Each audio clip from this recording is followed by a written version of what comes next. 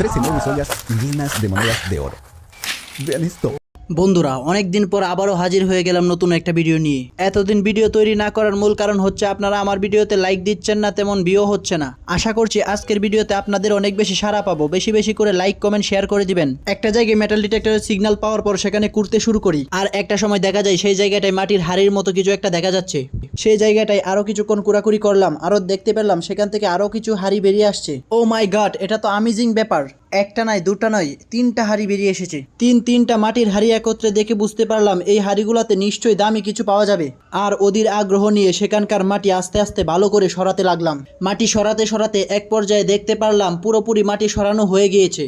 এইবার এক এক করে মাটির পাত্রগুলা বের করে আনার পালা। আস্তে আস্তে করে একটা হাড়ি তুলতে শুরু করলাম। হাড়িটা তুলতেই বুঝতে পারলাম হাড়িটা অনেক ভারী, হাড়িটা হয়তো ভর্তি করা আছে কিছু দিয়ে। প্রথম হাড়িটা তোলার পর আস্তে আস্তে করে দ্বিতীয় হাড়িটাও তুলতে শুরু করলাম। দ্বিতীয় হাড়িটাও আস্তে আস্তে করে তুললাম। তোলার পর বুঝতে পারলাম এগুলো আসলে হাড়ি নয়, এগুলো মাটির তৈরি ব্যাংক।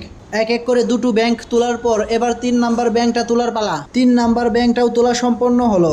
বন্ধুরা এতক্ষণ ধরে হয়তো আপনারা ওদের আগ্রহে বসে আছেন ব্যাংকের ভিতরে কি আছে তা দেখার জন্য। চলেন দেখে আসি। একটা ব্যাংক ভাঙতেই সকলের চোখ কপালে উঠে গেল। আমরা দেখতে পেলাম এই ব্যাংকটা স্বর্ণ মুদ্রা দিয়ে ভর্তি করা আছে। এবার তাহলে চলুন অন্য আরেকটি ব্যাংক ভেঙে দেখা যাক ওইগুলোর ভিতরে কি পাওয়া যায়। এখান থেকে দ্বিতীয় আরেকটি ব্যাংক ভাঙার সাথে সাথে দেখতে পেলাম অনেকগুলা স্বর্ণের গহনা এবং স্বর্ণ মুদ্রা দিয়ে ব্যাংকটা ভর্তি করা আছে।